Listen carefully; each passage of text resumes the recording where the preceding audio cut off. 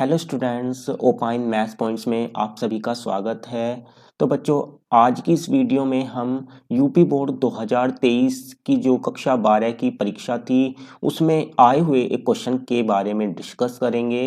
तो बच्चों, क्वेश्चन को ध्यान से पढ़िएगा। यहाँ पर ये बोला गया है, find the value of integration A to B x square D X square with the help of definite integral as the limit of a sum. यानी कि यहाँ पर आपको योगफल की सीमा के रूप में जो ये डेफिनेट इंटीग्रल दिया हुआ है इसकी वैल्यू फाइंड आउट करनी है। बच्चों, इंटीग्रेशन तो आप आसानी से कर सकते हैं, लेकिन यहाँ पर जो क्वेश्चन है उसमें हमें यहाँ पर इंटीग्रेशन जो फाइंड आउट करना है वो योगफल की सीमा के रूप में ज्ञात करना है। किस फॉर्म में ज्ञात करना है? As the limit of some, योगफल की सीमा के रूप में। 5 नंबर का ये क्वेश्चन था जो कि परीक्षा में पूछा गया था योगफल की सीमा के रूप में।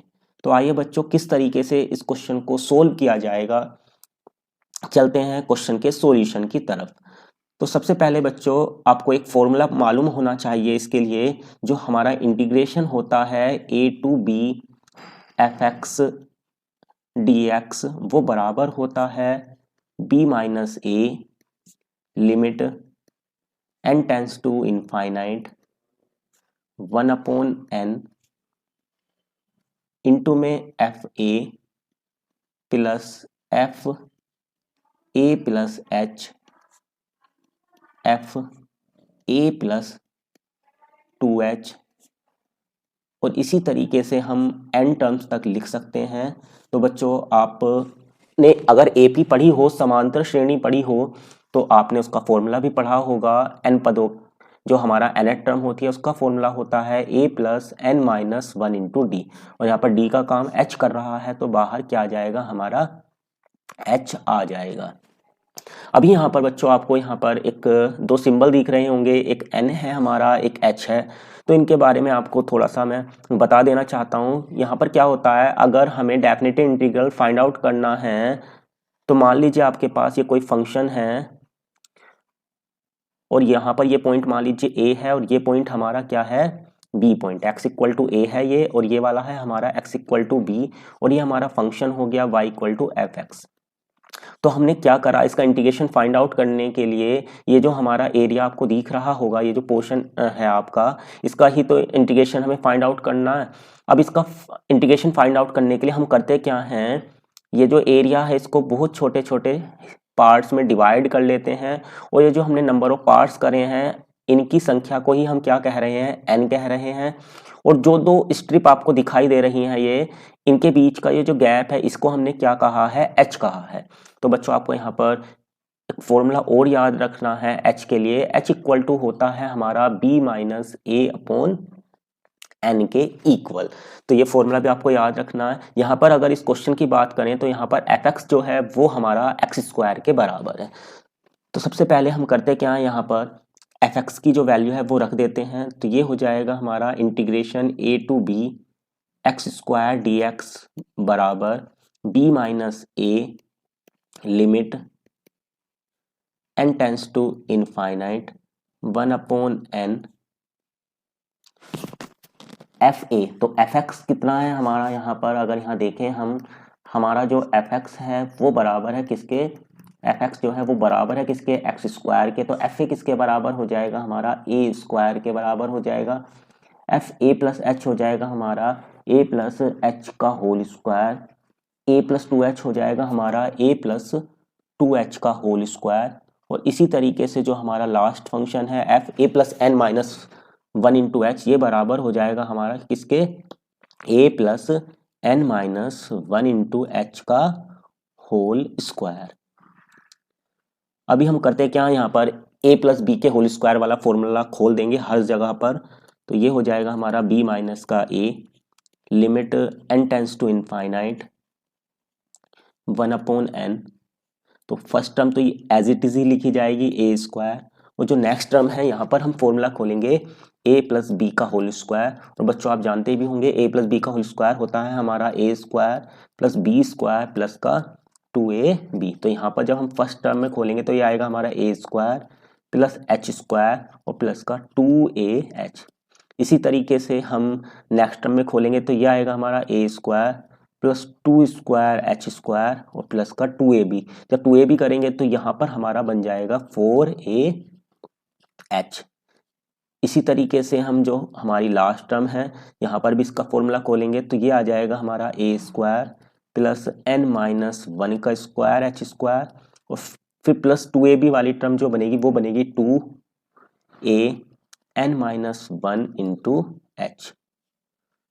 ये हमारी लास्ट टर्म हो जाएगी। अभी बच्चों हम करेंगे क्या, यहाँ पर जो फर्स्ट टर्म है इन सभी की इनको एक साथ ले लेते हैं तो ये हो जाएगा हमारा b minus a limit n tends to infinite 1/n।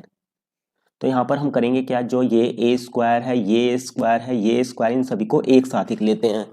तो बच्चों अगर आप यहाँ ध्यान से देखेंगे तो यहाँ पर जो हमारी टोटल नंबर ऑफ टर्म्स थी वो n थी। तो जब हम ए स्क्वायर यानी कि जो ए स्क्वायर है ए स्क्वायर इसको n बार जब हम जोड़ेंगे ए स्क्वायर तो कितना आएगा हमारा NA स्क्वायर। अभी इसी तरीके से जो हमारी ये सेकंड टर्म है, अब वो इसमें तो आ ही नहीं रही है सेकंड टर्म, तो यानी कि यहाँ से शुरू होगी, इसमें आएगी हमारी एक इसमें आएगी और इन सभी से हमारा एच स्क्वायर कॉमन आ जाएगा।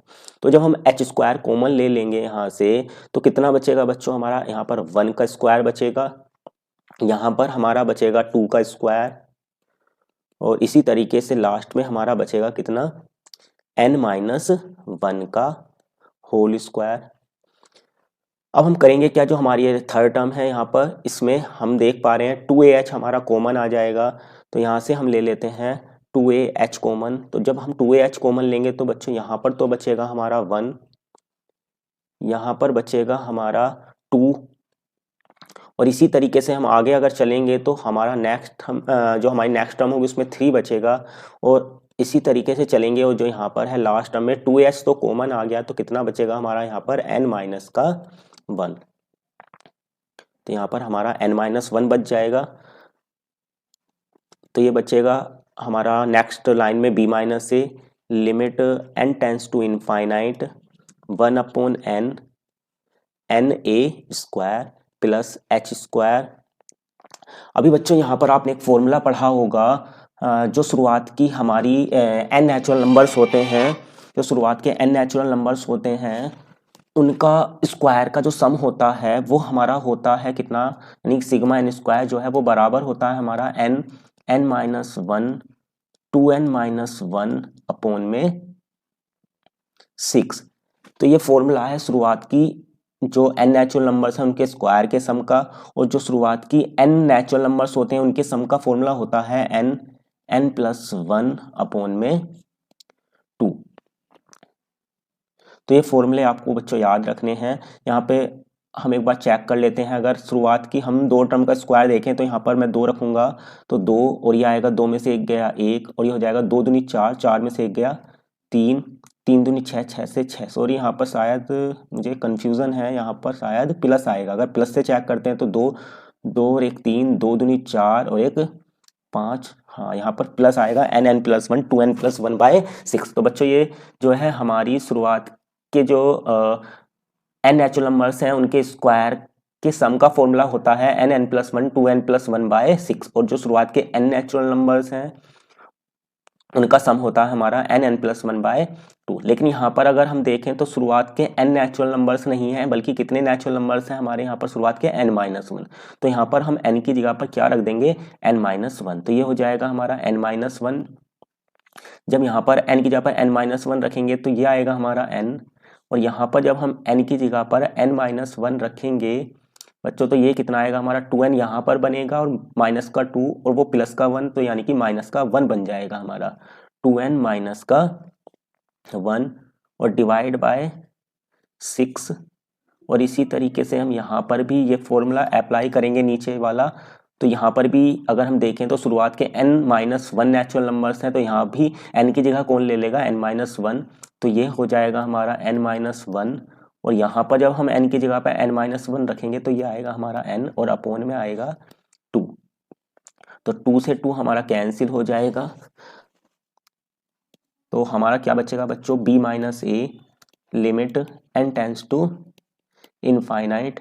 और ये जो हमारा यहाँ अगर हम देखें इन सभी से n हमारा कॉमन आ रहा है, तो यहाँ पर बाहर बचेगा हमारा n अपॉन n। तो यहाँ बचेगा हमारा a स्क्वायर प्लस का h स्क्वायर n माइनस का 1 इंटू में 2n माइनस 1 अपॉन में 6 और प्लस का a h ब्रैकेट में n माइनस का 1। अभी बाहर तो n से n कैंसिल हो गया। अभी बच्चों हम करेंगे क्या, यहाँ पर जो है जो हमारा h था ऊपर हमने आपको बताया h जो है वो इक्वल होता है किसके, b minus a upon N के। यहाँ पर ये रहा जो h है वो हमारा किसके बराबर है, b minus a upon N के। तो हम क्या करते हैं, यहाँ पर जो हमारा n है h है उसकी वैल्यू रख देते हैं b minus a upon N इस जगह पर। तो ये हो जाएगा हमारा कितना, b माइनस का a इंटू में limit n tends to infinite a square और h की जगह पर क्या रख देंगे, b minus a upon n का होल स्क्वायर। और यहाँ पर हो जाएगा हमारा n minus 1 2n minus 1 upon में 6 प्लस का a और यहाँ भी h की जगह पर रख देंगे हम b minus a upon n into में n माइनस 1। तो नेक्स्ट लाइन पे आते हैं बच्चों। नेक्स्ट लाइन में क्या होगा, इसको तो हम एज इट इज उतार देते हैं। अभी क्या करेंगे, यहाँ पर हम सबसे पहले ऊपर वाली जो टर्म है b माइनस ए का होल स्क्वायर इसको एज इट इज लिख देते हैं। और ये जो नीचे n स्क्वायर बनेगा हमारा, उस n स्क्वायर में एक n को इस n माइनस 1 के नीचे रखेंगे और एक n को इस 2n माइनस 1 के नीचे रखेंगे। इस 6 को भी हम पहले ही लिख देते हैं। यहाँ पर क्या बनेगा, जब हम अलग अलग डिवाइड में रखेंगे n माइनस 1 के डिवाइड में रख देंगे हम एक n को और एक n को रख देंगे इस 2n माइनस 1 के डिवाइड में। इसी तरीके से यहाँ पर भी हम यही वर्क करेंगे, जो n है इसको भी इन दोनों के डिवाइड में रख देंगे n upon n minus 1 upon n। ऐसा इसलिए करा बच्चों हमने, यहाँ पर एक तो हमारा n से n यहाँ कैंसिल आउट हो जाएगा और दूसरा जब हम यहाँ पर लिमिट पुट करेंगे इनफाइनाइट तो 1 अपॉन n जो होगा वो कितना हो जाएगा, 0, क्योंकि 1 अपॉन इनफाइनाइट किसके इक्वल होता है, 0 के।